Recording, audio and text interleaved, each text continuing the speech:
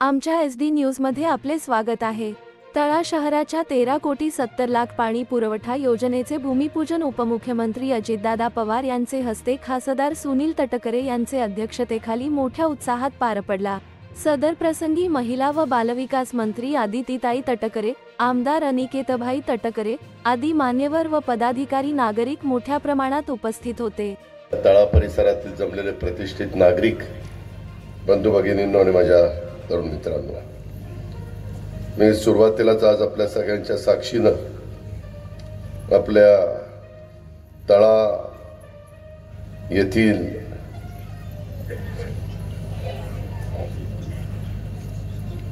नळ पाणी पुरवठा योजनेचं भूमिपूजन झालं असं सुरुवातीला जाहीर करतो। कुठल्याही मी सगळीकडे महाराष्ट्रामध्ये फिरत असताना नेहमी सांगत असतो की कुठल्याही शहराचा जर खऱ्या अर्थाने सर्व असतील, आमची पुरुष मंडळी असतील, त्यांना व्यवस्थितपणे पाणी हे मिळालं पाहिजे आणि त्याच्याकरता नीटपणे नियोजन असलं पाहिजे। आज इथं 13,70,00,000 रुपयाची ही योजना, ज्याच्यामध्ये राज्याचे प्रमुख एकनाथराव शिंदे साहेब असतील, देवेंद्र फडणवीस जी असतील, बाकीचे सगळे उदय सामंत पालकमंत्री असतील, आदिती तटकरे असतील, सगळ्यांनीच प्रयत्न केला। अनेक वेगवेगळ्या राजकीय पक्षाच्या सहकारी मित्रांनी, कार्यकर्त्यांनी त्याचा पाठपुरावा केला आणि त्याच्यामुळं ही योजना मंजूर व्हायला मदत त्या ठिकाणी झालेली आहे। जवळपास 2054 ची लोकसंख्या विचारामध्ये घेऊन हे साधारण काम करण्याचा प्रयत्न राज्य सरकारने केलेला आहे। या योजनेची काही वैशिष्ट्य आहेत आणि त्याच्यामध्ये वावा लघु पाटबंधारे योजना जे तळा तालुक्यातली आहे, हा उद्भव घेऊन साधारण 135 लिटर दरडोई दर दिवशी माझ्या तळाकरांना, नागरिकांना पाणी उपलब्ध झालं पाहिजे अशा प्रकारचं नियोजन NV एंटरप्राइजेस नाशिकचे त्या प्रकल्पाचे सल्लागार आहेत आणि ह्याच्यातून आपण 3 टाक्या वेगवेगळ्या ठिकाणी करतोय। 2 ESR आहे, 85,000 लिटरचा एक आहे, 2,10,000 लिटरचा एक ESR आहे आणि 2,70,000 लिटरचा GSR आहे। साधारण ह्या सगळ्या योजनेचं काम करत असताना मित्रांनो, अनेकदा मी बघितलं की योजना होते, त्याच्यातनं पाणी मिळतं, परंतु लाईट बिल भरण्याच्या करता अनंत अडचणी येतात। अलीकडच्या काळामध्ये राज्य सरकारने हे दुखणं दूर करण्याच्या करता साधारण सोलर सिस्टीमद्वारे आपल्या कोकणामध्ये 3-4 महिने 4 महिने साधारण पावसाचे असतात, सतत ढगाळ वातावरण असतं, त्यावेळेस सोलरमधनं जेवढं वीज निर्मिती व्हायला पाहिजे तेवढी होत नाही। परंतु आम्ही ज्या भागातनं प्रतिनिधित्व करतो, आमच्या भागामध्ये वर्षभरामध्ये 14 ते 15 इंच पाऊस पडतो वर्षभरामध्ये। त्याच्या उलट आपल्याकडं कित्येक 100 इंच पाऊस पडणारा हा सगळा परिसर। त्याच्यामुळे तिकडच्या भागात मराठवाडा असेल, पश्चिम महाराष्ट्राचा अवर्षण प्रवण भाग असेल, असे काही भाग आहेत की तिथं आपल्याला सोलर पॅनल बसून चांगली वीज मिळवण्याच्या करता प्रयत्न करता येतो। तरी देखील 75 kV क्षमतेच्या सोलर सिस्टीमद्वारे वीज निर्मिती करण्याचा अंतर्भाव ह्या माझ्या तळा शहर पाणी पुरवठा योजनेच्या मध्ये घेतलेला आहे आणि त्याचा निश्चितपणे तुम्हाला नागरिकांना फायदा झाल्याशिवाय राहणार नाही। त्याच्यामुळे तुमच्या वीज बिलामध्ये लक्षणीय अशा प्रकारची बचत होईल आणि हे योजना नगरपंचायतीचं दायित्व न बनता मालमत्ता म्हणून उपयोगात तुम्हाला सगळ्यांना आणता येईल। नंतर मात्र त्या पाण्याची व्यवस्थितपणे विल्हेवाट, त्याच्यातनं दुसऱ्या कोणाला त्रास होणार नाही। त्याच्यामध्ये सिवरेज ट्रीटमेंट प्लांट असतील। मी नेहमी माझ्या कोकणामध्ये आल्यानंतर सिंधुदुर्ग, रायगड, रत्नागिरी, पालघर या सगळ्या भागामध्ये सांगत असतो की बाबांनो, तुम्हाला तर एक एवढा लांबीचा समुद्र किनारा मिळालेला आहे, 720 किलोमीटर लांबीचा समुद्र किनारा, इतकं सुंदर अशा प्रकारे निसर्गाने उधळण इथं केलेली आहे, इतकी सुंदर झाडी आहे। लोक अनेक सुट्ट्यांच्या दिवशी वेगवेगळ्या भागातले, मुंबईतले असतील किंवा पुण्यातले असतील, आजूबाजूच्या कुठल्याही भागातल्या लोकांची थोडीशी आर्थिक परिस्थिती सुधारलेली आहे, स्वतःची गाडी घेऊन, मुलाबाळांना घेऊन, मित्रपरिवाराला घेऊन या परिसरामध्ये ते येत असतात। अर्थ खात्याची जबाबदारी माझ्यासारख्या कार्यकर्त्यावर अनेक वर्ष या राज्यातल्या सहकाऱ्यांनी सोपवलेली आहे। आज देखील मी इथंच काम करतोय। हे काम करत असताना 6 लाख कोटीचं साधारण माझा अर्थसंकल्प आपला असतो आणि त्याच्यातून पगाराला साधारण 2.5-3 लाख कोटी रुपये जातात आणि बाकीचे 3-1 लाख कोटी रुपये आपण डेव्हलपमेंटच्या करता वेगवेगळ्या आपल्या योजना असतात, वेगवेगळ्या आपल्या सवलती असतात, त्याच्यामध्ये आपण वेगवेगळ्या घटकाला इतरांच्या बरोबरीने आणण्याच्या करता अनेक योजना डायरेक्ट त्यांच्या करता तो लाभ देण्याचा प्रयत्न करत असतो। जसं देशाचे पंतप्रधान नरेंद्र मोदी साहेबांनी शेतकरी वर्गाच्या करता 500 रुपये पर महिना 6,000 रुपये वर्षाला अशा प्रकारची योजना आणली। एकनाथराव शिंदेच्या नेतृत्वाखालच्या महायुतीच्या सरकारने पण त्याच्यामध्ये 500 रुपये महिना 6,000 रुपये वर्षाला अशी योजना आणली आणि 12,000 रुपये दोन्ही योजनेचे म्हणून आपण शेतकऱ्यांना देतो। ह्याच्यात शेतकऱ्याला फार काही मिळतं असा दावा माझा अजिबात नाही, कारण मी देखील शेतकरी आहे। तुमच्या इथं आपला आंबा असेल, काजू असेल, नारळ असेल, भात असेल, इतर वेगवेगळ्या प्रकारची पिकं घेतात। आता सुनील तटकरे साहेब बोलताना बोलले की इथं संशोधन केंद्र आपल्या इथं ऑलरेडी कोकण कृषी विद्यापीठ एक चांगल्या प्रकारे आहेच बाळासाहेब सावंतांच्या नावाने, त्याच्यातही चांगल्या प्रकारचं काम चाललेलं असतं। आणि मग ह्या सगळ्या रिसर्च करत करत त्याच्यातून माझा शेतकरी त्याच्याकडे आर्थिक सुबत्ता कशी येईल। पाठीमागच्या काळामध्ये आपण आपल्या फलोत्पादन योजना, रोजगार हमी योजनेतनं फलोत्पादन योजना निगडित अशा प्रकारची फलोत्पादन योजना राबवली। मला आठवतंय मी पण अनेकदा फलोत्पादन मंत्री होतो। मला अनेकदा आमच्या सहकारी मित्रांनी सांगितलं की अजित पवार याच्यामध्ये कातळ आहे, कातळ, त्या कातळाला खड्डा घेण्याची व्यवस्था त्या रोजगार हमी योजनेशी निगडित असणाऱ्या फलोत्पादन योजनेमध्ये नाही। त्यावेळेस आम्ही जाणीवपूर्वक कातळ देखील फोडण्याच्या करता त्याचा अंतर्भाव केला। साधारण आमचा प्रयत्न असा असतो की आपण लोकांच्या मध्ये वावरत असताना, लोकांच्या मध्ये फिरत असताना ज्या अतिशय महत्वाच्या बाबी आहेत त्या महत्वाच्या बाबी त्या सर्वसामान्य माणसांच्या करता द्यायच्याच असतात। आपण सरकारमध्ये काम करत असताना मिळालेल्या सत्तेचा वापर हा सर्वसामान्य माणसांचे प्रश्न सोडवण्याच्या करता करायचा असतो। ही खऱ्या अर्थाने आजपर्यंतची परंपरा। परंतु मित्रांनो, अलीकडचा काळ थोडासा वेगळा झालेला आहे। आपण बघतोय आज आम्ही राष्ट्रवादी काँग्रेस पक्ष तसा बघितलं तर युगपुरुष छत्रपती शिवाजी महाराजांची विचारधारा पुढे नेणारा पक्ष आहे। त्या विचारधारेतनं शाहू फुले आंबेडकरांचा विचार हा देखील त्याच्यामध्ये आपल्याला पुढे न्यायचा आहे। त्याच्यामध्ये सेक्युलर विचार हा निश्चितपणे आमचा आहे।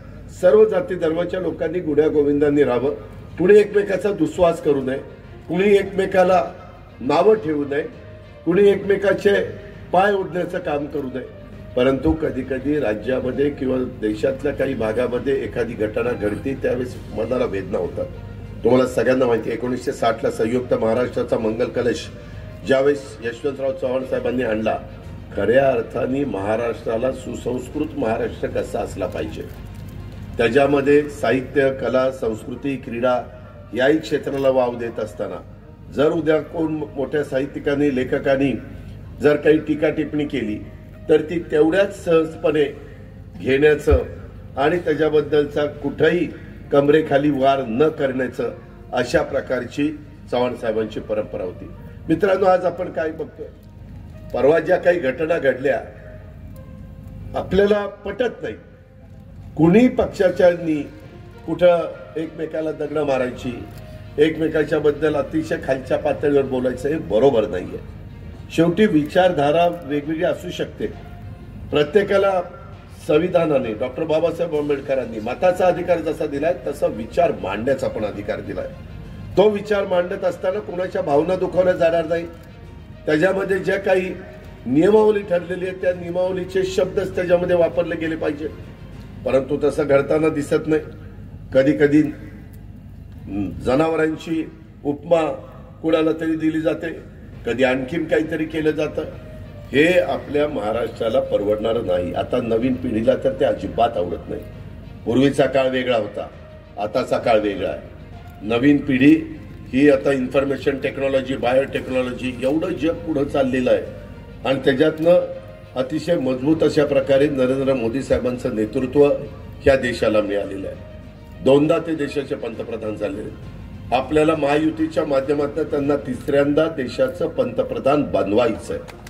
ते बनवत असताना महायुतीचे 48 जागा आम्ही सगळेजण मिळून जे उभे करणार आहोत, लढवणार आहोत, तिथले सर्वच्या सर्व जागा निवडून आणण्याच्या करता त्याच्यामध्ये शिवसेना असेल, त्यामध्ये भारतीय जनता पक्ष असेल, त्यामध्ये राष्ट्रवादी काँग्रेस पक्ष असेल, त्यामध्ये RPI आठवले गट असेल, त्यामध्ये इतर मित्र पक्ष असतील, ह्या सगळ्यांनी आणि जनतेने पण हा विचार केला पाहिजे की 135-40 कोटी असणारी लोकसंख्येचा देश हा आज जगामध्ये 5व्या क्रमांकावर अर्थव्यवस्था मोदी साहेबांच्या नेतृत्वाखाली जगात आपली झालेली आहे।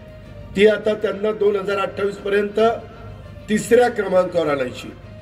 त्याच्यातनं साहजिकच आर्थिक सुबत्ता येणार, बदल होणार, लोकांचं राहणीमान बदलणार, त्याच्यातनं रोजगार निर्माण होणार आणि ह्या सगळ्या गोष्टी करत असताना जर 5 लाख ट्रिलियन डॉलरची ही आपण अर्थव्यवस्था आणत असताना महाराष्ट्राची पण $1 ट्रिलियन अर्थव्यवस्था झाली पाहिजे। $5 ट्रिलियन अर्थव्यवस्था देशाची करत असताना तसा प्रयत्न एकनाथराव शिंदे, देवेंद्रजी, मी आणि आमची सगळी टीम ती या ठिकाणी करते। त्याच्यामध्ये तुमचा सगळ्यांचा पाठिंबा आहे आणि त्याच्यातून तज्ञ लोकांशी पण चर्चा करतो। परवाच आपल्या राज्याचे मुख्यमंत्री दावोसला गेलेले होते, तिथनं पण काही लाख कोटीची गुंतवणूक ही MOU करण्यात आलेली आहे। हुंदाईचा प्रकल्प आता लवकरच आपल्या महाराष्ट्रामध्ये त्या ठिकाणी येऊ घातलेला आहे। इतर पण वेगवेगळ्या प्रकारचे प्रकल्प आणायचे। प्रकल्प आणताना आपल्या नैसर्गिक जी देण निसर्गाने आपल्याला दिलेली आहे, जे काही उधळण आपल्या सगळ्यांच्यावर केलेली आहे, त्याला कुठेही धक्का लागता कामा नये। मागच्याही काळामध्ये तुम्हाला आठवत असेल एनरॉनचा काळ, की याच्यातनं कोकणचं सगळं निसर्ग सौंदर्य धुळीस मिळणारे, अमुक होणारे, तमुक होणारे, तसं नाही। राज्यकर्ते जरी कुणी असले तरी ते राज्याचं भलंच बघतात। त्याच्यामध्ये त्याच्याशिवाय जनता त्यांच्या पाठीशी उभी राहूच शकत नाही। जनतेला कळलं की हे काहीतरी वेगळंच करायला लागले तर आपली जनता फार हुशार आहे। पाठीमागच्या काळामध्ये ज्या जनतेने इंदिराजींनाच डोक्यावर घेतलेलं होतं, त्याच इंदिराजींना 77ला आणीबाणी आणल्यानंतर जनतेला नाही आवडलं। पार जम्मू काश्मीर पासून कन्याकुमारी पर्यंत सगळीकडे त्यावेळेस त्या पक्षाची काय दाणादाण झाली आणि स्वतः इंदिराजींना पण पराभूत व्हावं लागलं। परंतु त्याच्यानंतरच्या काळात ज्यांना निवडून दिलं त्यांनी काही फार चांगला कारभार केला नाही आणि त्याच्यामुळे पुन्हा 80ला इंदिराजी आल्या।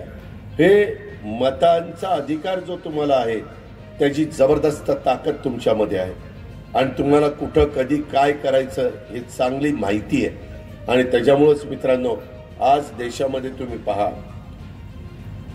अनेक नेते डोळ्यासमोर आला। आज एकीकडं NDAचे नरेंद्र मोदी साहेब आहेत, दुसऱ्या बाजूला कोण नेता आहे, कोण ह्या देशाचं नेतृत्व करू शकतो, कुणाचा अभ्यास आहे, कुणाचा त्याच्या संदर्भातले बारकावे ह्या सगळ्या गोष्टीचं ज्ञान आहे। काही काहींचे जे नेते म्हणून पुढे येऊ पाहतात त्यांची काही काही वक्तव्य ऐकल्यानंतर आपल्यालाच कळत नाही की आपण काय करतोय काय ऐकतोय। त्यांनी मध्ये सगळ्यांनी विरोधकांनी ठरवलं की आम्ही आता आमचे NDA का आघाडी काहीतरी करणार। त्याच्यामध्ये 2 मीटिंगा झाल्या की तिसऱ्या मीटिंगला ममता बॅनर्जी पश्चिम बंगालच्या मुख्यमंत्री म्हणल्या, माझं तुमचं जमणार नाही, मी माझी स्वतंत्र लढणार। ते कुठं ऐकतोय ना ऐकतो तोच मान म्हणून पंजाबचे मुख्यमंत्री म्हणले, आमचंही तुमचं जमणार नाही, आम्ही सगळ्या जागा लढवणार। अखिलेश यादवांनी उत्तर प्रदेशमध्ये सांगितलं की मी 13 जागा देईन, बाकीच्या सगळ्या मी लढवीन। त्याच्यानंतरच्या काळामध्ये नितीश कुमार आणि लालू प्रसाद यादव हे बरोबर होते, परंतु लालू प्रसाद यादवांनी काहीतरी नितीश कुमारांनाच अडचणीत आणायचं ठरवलं। नितीश कुमारांनी त्यांचा नाद सोडला, पुन्हा ते भारतीय जनता पक्षाच्या बरोबर सरकार करून मोकळे झाले। परवा काहीतरी दिवसापूर्वी फारुख अब्दुल्लांनी पण सांगितलं, मी माझा स्वतंत्र लढणार।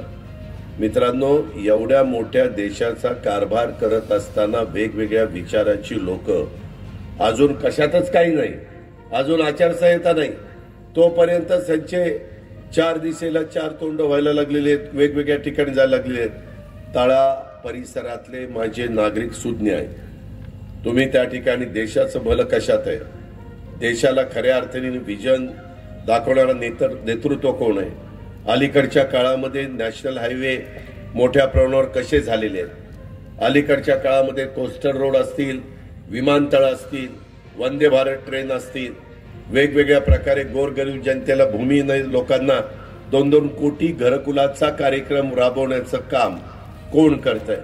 80 कोटीपेक्षा जास्त जनतेला इथं एकही उपाशी पोटी माझ्या भारतामध्ये राहू नये म्हणून मोफत धान्य देण्याचं काम कोण त्या ठिकाणी करतंय. या सगळ्याचा साकल्याने विचार केला पाहिजे. काही जण टीका करतात की बाबा हे फक्त अडाणी अंबानीचंच कौतुक करतात आणि त्यांनाच मदत करतात. मित्रांनो, हा धादांत खोटा आरोप आहे. मी ज्यावेळेस राजकारणात आलो, आम्ही लहानपणी बघायचो आपल्या भारतामध्ये सगळे लोक म्हणायचे टाटा बिर्ला मोठी लोक आहेत. सगळ्यांच्या तोंडात टाटा बिर्ला टाटा बिर्ला टाटा बिर्ला नाव होतं. त्याच्यानंतरच्या काळामध्ये चित्र बदलत गेलं. काळानुरूप वेगवेगळे लोक पुढे येतात. धीरूभाई अंबानी त्यावेळेस पुढे आले. त्याच्यानंतरच्या काळामध्ये मुकेश अंबानीने ती रिलायन्स हे अतिशय चांगल्या पद्धतीने कंपनी सांभाळली आणि त्याच्यातनं ते कष्टाने पुढे आले. ते काही कुणाला फसवून पुढे आले. त्याच्यामध्ये हा विचार केला पाहिजे, बरं त्यांनी ज्या पद्धतीने त्यांची कंपनी पुढे आणली त्याच्यातनं लाखो युवकांना लाखो युवतींना रोजगार मिळाला ना. आज कितीतरी मोठ्या वेगवेगळ्या क्षेत्रामध्ये ते आहे. तीच गोष्ट अडाणींची. मी या उद्योगपतींचं समर्थन करतो असं अजिबात म्हणू नका, मनात आणू नका. शेवटी ज्याच्यातनं आपल्या राज्यातल्या किंवा देशातल्या जनतेचं भलं होणार आहे, त्याच्यातनं वेगवेगळ्या प्रकारे अर्थव्यवस्थेला बळकटी येणार आहे, ह्या बाबतीमध्ये ज्यांचा कारभार स्वच्छ आहे अशा लोकांच्या पाठीशी आपण उभं राहिलं पाहिजे. अशा प्रकारची माझी भावना आहे.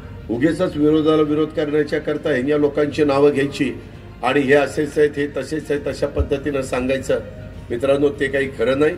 आज तुम्ही आम्ही पण बघतो एखादा छोटा मोठा व्यवसाय करायचा म्हटलं तर किती त्याला अडचणी येतात आणि त्या पद्धतीनं आपण त्या व्यवसायाला सामोरं जात असतो. ह्याचा पण कुठेतरी कुणगार आपण मागाशी बाळगली पाहिजे. आत्ताच बोलत असताना सुनील तटकरे यांनी पण काही भूमिका मांडली. ते म्हणले गिरणा नदीवर खाडीवर पूल पाहिजे. जरूर त्याच्या संदर्भामध्ये मला त्याची माहिती, माझा डिक्ले म्हणून प्रायव्हेट सेक्रेटरी आहे, त्याला मी स्पष्ट सांगतो त्याचं ताबडतोब प्लॅन इस्टिमेट मागवा, आपण त्याला मंजुरी देऊ.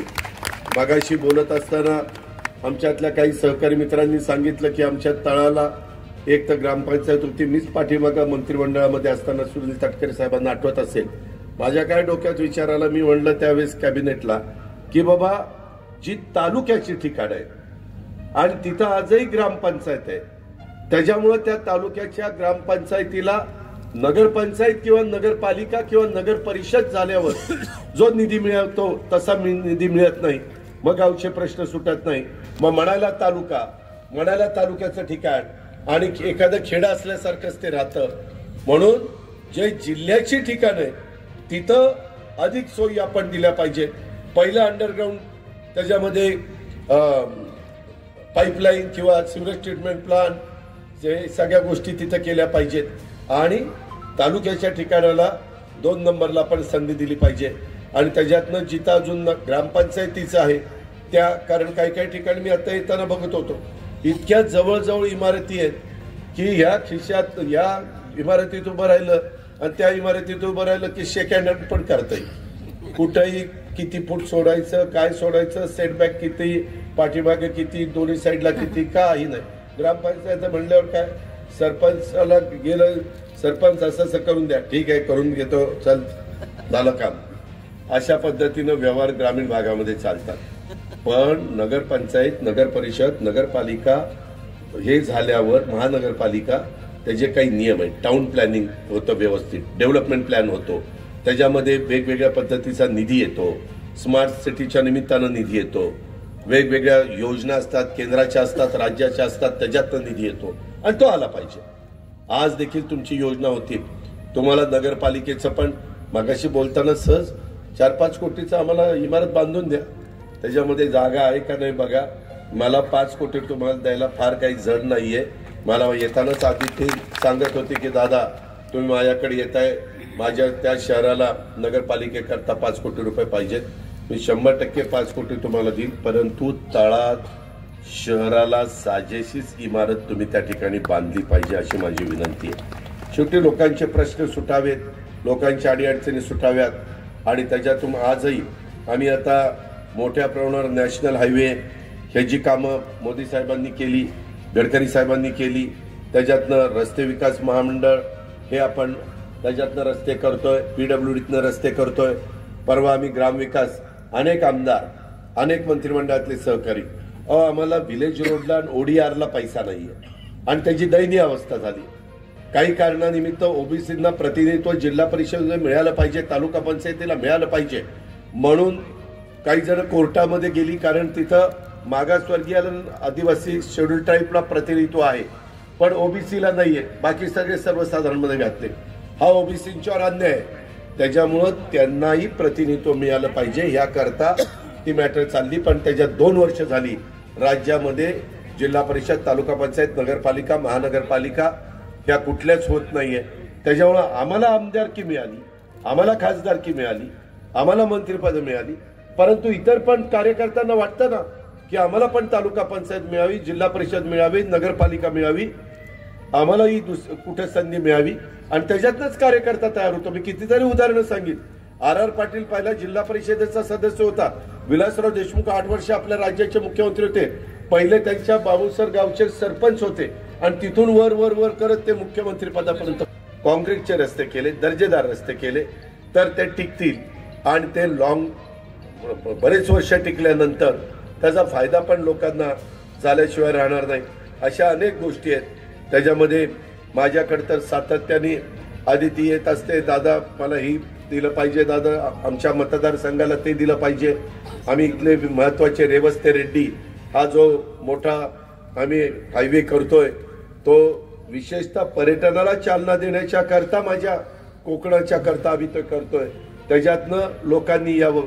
परंतु 4 लेन मला कुठंच मिळत नाही. तिथं साधारण 7-7.5 मीटर ते अगदी डोक्यावरून पाणी 10 मीटर पर्यंतच होत आहे.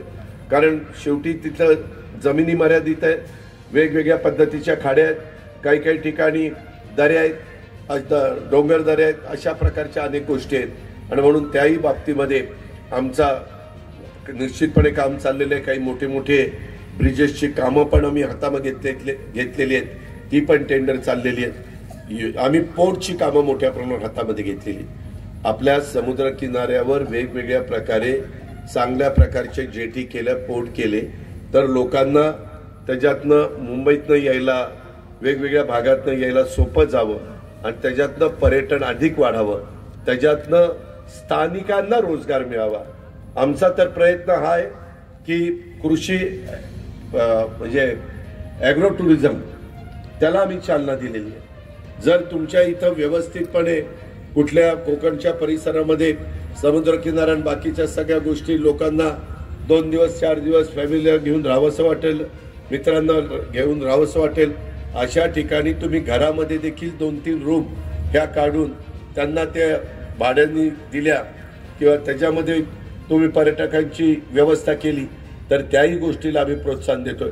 अशा अनेक बाबी आहेत आणि अशा प्रकारचा प्रयत्न आमच्या महायुतीच्या सरकारचा चाललेला आहे.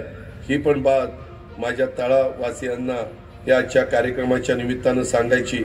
आज माझ्या तळा तालुक्यातील शेतकऱ्यांच्या पण विविध विनंत्या मला आलेल्या आहेत. त्याच्यामध्ये देखील आमचे चंद्रकांत राऊत, रवींद्र मांडवरकर, कैलास पायगुडे यामध्ये देखील मी लक्ष घालीन. ज्याच्यामध्ये मला याची मदत धनंजय मुंडे कृषी मंत्री आहेत, त्याची मदत घ्यावी लागेल तिथं मी त्याला सूचना देईन.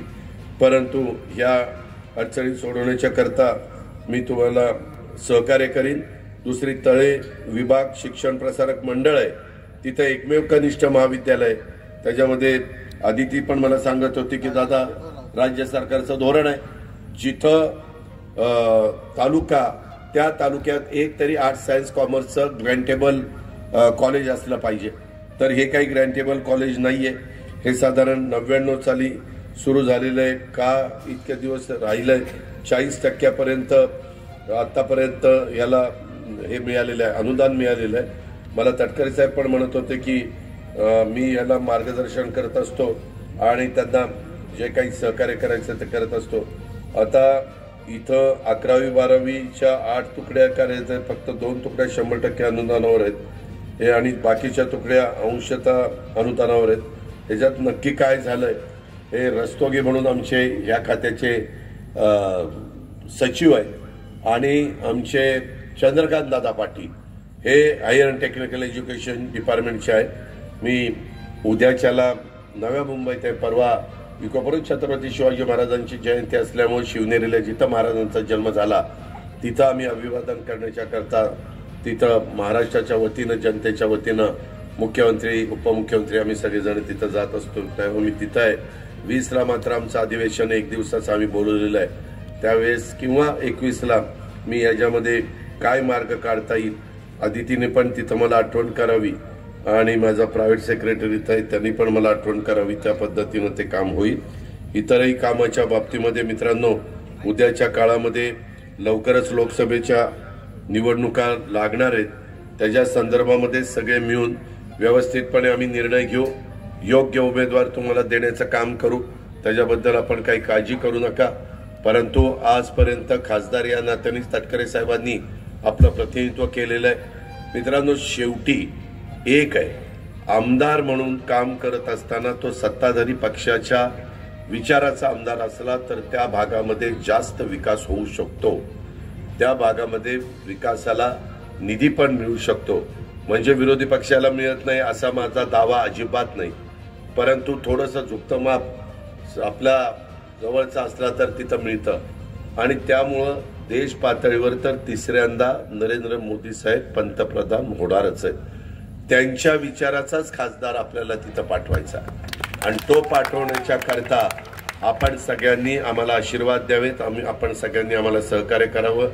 तुमच्या जो मनात आहे तोच उमेदवार देऊ, परंतु आम्ही एकत्र बसलेलो नाहीये आणि अजून ही जागा बाबा भाजप कुठल्या जागा लढवणार, शिवसेना कुठल्या जागा लढवणार, राष्ट्रवादी कुठल्या जागा लढवणार, परंतु राष्ट्रवादीने मागे ज्या जागा लढवलेल्या आहेत आणि ज्या जागा जिंकलेल्या आहेत त्या जागा साधारण राष्ट्रवादी काँग्रेसलाच मिळाल्या पाहिजेत हा आमचा आग्रह आहे आणि बहुतेक मला त्याच्यामध्ये काही अडचण दिसत नाही, पण मी लगेच जाहीर पण करत नाही, नाहीतर म्हणतील हे जाहीर काही करायला लागला। त्याच्यामुळे तुम्ही समजून घ्या माझ्या मनात काय आहे ते।